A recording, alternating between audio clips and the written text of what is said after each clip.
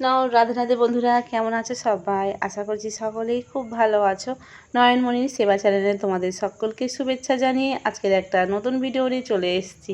আর আজ হলো রাধা অষ্টমী, তাই সকাল থেকে রাধারানীর জন্যে একটু তোড়জোড় করছিলাম, মানে রান্না বান্না করব রাধারানীর প্রিয় ভোগ। মানে আমি সমস্তটা কিন্তু আজকে সব কিছু করতে পারছি না, অনেকটা ভেবে রেখেছিলাম যে রাধারানীর জন্য অনেক কিছু করব, কিন্তু একটু সমস্যার মধ্যে পড়ে গিয়েছি, তার জন্য কিন্তু করে উঠতে পারলাম না। তো যতটা পারবো রাধারানীর প্রিয় ভোগগুলো করব। চলো তোমাদেরকে দেখাই কি কি আজকের ভোগ রান্না হচ্ছে। তো প্রথমেই আমি এখানে পরমান্ন করে দিচ্ছি, তো গোবিন্দভোগের চালের পরমান্ন। তো তারপরে আমি একটু কেক করব, আর আজকে একটু পোলাও ভাত করব গোবিন্দভোগের চালের। তো আমি বিশেষ বিশেষ কিছু অনেক কিছু করব বলে ভেবেছিলাম, বাড়িতে মিষ্টি একটু করব, কিন্তু হয়ে ওঠেনি। অনেক বেলাতে আমি একটু ভোগ রান্নাগুলো বসিয়েছি, দেরি হয়ে গেছে, যার জন্যে বেশি কিছু করে উঠতে পারলাম না। আর তো রাধারানীকে তো মানে 12টার পরেই অভিষেক করাতে হবে, মানে দিনের বেলা, দুপুরবেলা, মধ্যাহ্নকালে যেমন হয়। যেমন জন্মাষ্টমীতে 12টার পরে, রাত 12টার পরে অভিষেক করানো হয়, তো সেই জন্যে দুপুরবেলা তো তাও সেই সময়টাও কম, ভোর থেকে কোনো কিছু করলে একটু তাড়াতাড়ি হয়, কিন্তু আমি অনেক বেলাতে ভোগের আয়োজনটা করেছি, যার জন্য কিন্তু বেশি কিছু করে উঠতে পারিনি, আর অল্প কিছু করে করছি। তো এখানে আমি মালপোয়া করে নিচ্ছি, আর একটু পাটিসাপটা করবো বলে ভেবেছিলাম, কিন্তু হয়ে ওঠেনি। আর যেটা প্রিয় ভোগ সেটা হলো কচুরমুখির। তো এটাই আমি প্রত্যেক বছর করি, কিছু করি আর না করি, কচুরমুখির তরকারিটা আমি করি। তো যাই হোক, ওটাও করেছি। আর রান্নাটা আমার হয়ে আসার পরে তারপরে চলে এসেছি আমার গোপাল সোনাদেরকে অভিষেক করানোর জন্য। পঞ্চামৃতটা আমি বানিয়ে রেখে দিয়েছি। চিনির রসটা প্রথমে একটু মানে গুলতে সমস্যা হয়, তো যার জন্য আগে একটু টক দই, দুধ, মধুটা আমি দিইনি, মানে দুধ দিয়ে ঘি, মধু পরে দিচ্ছি, দিয়ে ভিজিয়ে রেখেছিলাম চিনিটা যাতে তাড়াতাড়ি গুলে যায়, আর পরে মধুটা দিয়ে নিচ্ছি। এই মধুটা কিন্তু ভীষণ ভালো, এটা একটা প্রভুর কাছ থেকে নেওয়া আছে। আর তার মধ্যে দিয়ে দিচ্ছি গোলাপ জল, অগুরু দিয়ে আমার গোপাল সোনাদেরকে পঞ্চামৃত বানিয়ে স্নান করানো হচ্ছে। আর জন্মাষ্টমীর শেষ সময়, মানে জন্মাষ্টমীর দিনেই সেই পঞ্চামৃত দিয়ে স্নান করানো হয়েছে। তারপরে কিন্তু এমনি আমার গোপাল সোনাদেরকে নর্মাল জলেই মানে এমনি স্নান টান করানো হচ্ছে। তো অনেক দিন যেহেতু একটু ভালো করে গোপাল সোনাদেরকে গাটাগুলো পরিষ্কার করা হয়নি, সেই জন্য একটু যেহেতু টক দই রয়েছে, একটু কিছুক্ষণ দিয়ে গোপাল সোনার গাটাগুলো একটু ভালো করে মালিশ করে দিচ্ছি।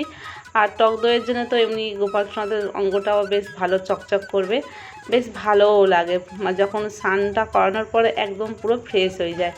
তারপরে কিন্তু যেহেতু একটু ঘি রয়েছে, কিন্তু একটু চ্যাটচ্যাট করে, তো এরপরে একটু সাবান টাবান দিলেও হয়, কিন্তু আমি আর দিই না, এমনি রুমাল দিয়ে মুছলে ভালো পরিষ্কার হয়ে যায়। আর এইদিকে নীলের তো বেশি দই টই পড়লে ওর তো অঙ্গটা মানে অন্য রকম মতন, তো সেই জন্যে ওর মানে গাটা বেশি দেয়া যায় না, ওকে অল্পই করে আমি দিই।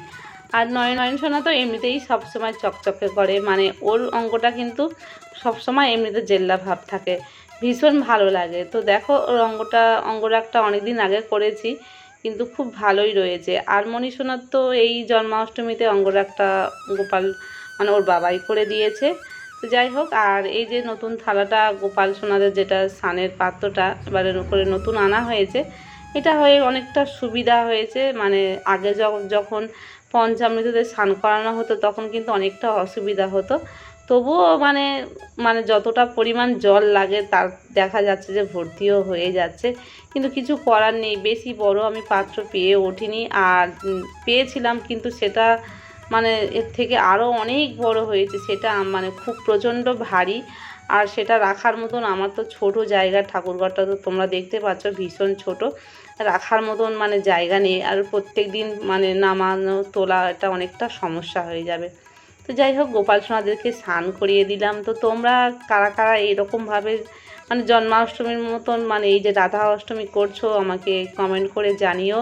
আর হ্যাঁ, অনেকেই হয়তো সত্যি এই রাধা অষ্টমীর সম্বন্ধে জানে না, যতটা মানে জন্মাষ্টমীর চলটা আমাদের এই দিকে রয়েছে, রাধা অষ্টমীর মানে এই যে নিয়মগুলো অনেকেই জানে না। আসলে মেন কথাই কেউ জানেই না যে রাধা অষ্টমী কবে হয়, অতটা কিন্তু কেউ তেমন জানে না। যেমন করে ধুমধাম করে জন্মাষ্টমীটা হয়, কিন্তু রাধা অষ্টমীর দিনে আমি দেখতে পাচ্ছি যে এখানে কেমন মানে কেউ সেরকম করে নেই ধরতে গেলে।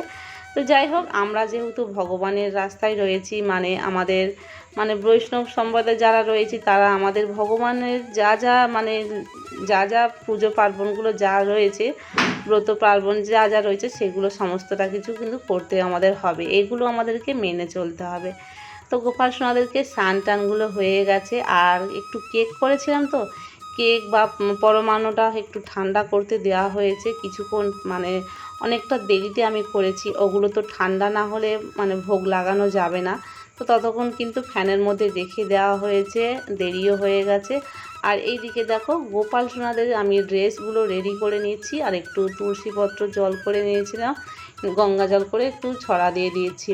আর এই ড্রেসটা কিন্তু নতুন একদম, জন্মাষ্টমীর সময় তোমরা দেখেছো গোপালের ড্রেস কিনেছিলাম, নয়নের ড্রেস, এটা একদিনও পরাইনি, রেখে দিয়েছিলাম। তো রাধা অষ্টমীতেও আমার গোপাল সোনাদেরকে মানে নতুন, যাই হোক একটা তো দিতে পারলাম, সবাইকে হয়তো মানে কিনতে পারিনি, কিন্তু এই ড্রেসটা সম্পূর্ণ নতুন ছিল, তাই জন্যে আমার মানে নয়নকেই পরালাম। তবে আজকের দিনে একটু নীল ড্রেস হলে ভালো হতো, রাধারানীর প্রিয় নীল ড্রেস আজকে পরাতে পারলাম না। তো যাই হোক, যেটাই আছে আমার গোপাল সোনাদেরকে তাই দিয়েই আমি একটু সাজাচ্ছি।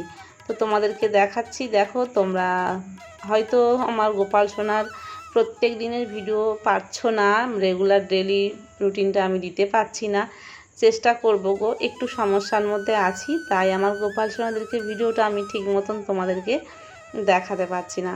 তো দেখো আমার মণি সোনার আজকে একটু মাথায় চুলটা পরাচ্ছি, তবে ওর চুলটা কিন্তু সবসময় আমার পরানো হয় না।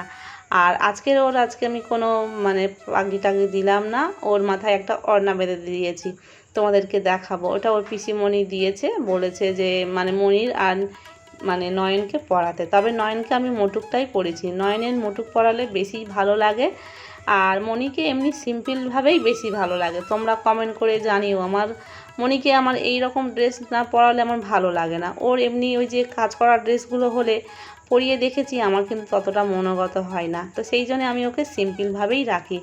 আর নয়নকে যত সাজাই না কেন, নয়নকে মনে হয় যেন আরও কম সাজিয়েছি, ওকে সাজুগুজু করলে পুরো একদম রাজপুত্রর মতন দেখতে লাগে, দেখতে পাচ্ছ তো কত সুন্দর, আর যা সাজাই তাতেই ওকে মানিয়ে যায়। তো সমস্ত কিছু রেডি করানোর পরে আমি ওদেরকে একটু সেন্ট দিয়ে দিচ্ছি, আর সত্যি বলতে এই সেন্টটা দেওয়ার পরে না এত অপূর্ব গন্ধ বেরোচ্ছে, ভীষণ ভালো লাগছে। তারপরে আমি ওদেরকে একটু আয়না দর্পণটা করাচ্ছি, কারণ তো সব সময় সত্যি বলতে গোপাল সোনাদেরকে সাজাতে পারি না, এখন তো গরম চলছে, তো একটু ওই এমনি নর্মালভাবে প্রত্যেক দিন রেখে দেওয়া হয়, আর যখন সুন্দর করে সাজানো শৃঙ্গার করানো হয় তো তখন তো আমার গোপাল সোনারা দেখবে তাদেরকে কেমন লাগছে, তো সত্যি মানে চোখ ফেরানো যাচ্ছে না। তারপরে আমরা চলে এসেছি গোপাল সোনাদেরকে ভোগ রেডি করতে। তো চলো প্রসাদ এবারে তোমাদের দেখাচ্ছি কি কি প্রসাদ দিয়েছি। সত্যি আমি খুব একটা মনোগত হয়ে আমার গোপাল সোনাদেরকে ভোগটা আমি করতে পারলাম না, অনেক কিছুই করতে পারলাম না, একটু পাটিসাপটা করবো ভেবেছিলাম, সেটাও হলো না, নারকেল নাড়ুও করতে পারলাম না। তো যাই হোক, যতটুকুনি করতে পেরেছি তাতেই মানে আমার রাধারানীর কৃপায়, একটু শরীরটা খারাপ ছিল, তবু আমি ভাবতে পারিনি যে এগুলো আমি করতে পারবো। তো যাই হোক, চলো গোপাল সোনাদেরকে একটু আরতি করে নিলাম। তো তোমরা জানিও প্লিজ কেমন লাগলো আমার এই ভিডিওটি, আমার রাধা অষ্টমীর ভোগ রান্না আর আমার গোপাল সোনাদেরকে সাজুগুজু সমস্তটা কিছু। তো ভিডিওটি এই পর্যন্ত শেষ করছি, দেখা হচ্ছে পরবর্তী একটা ভিডিও নিয়ে। রাধে রাধে, হরি বল।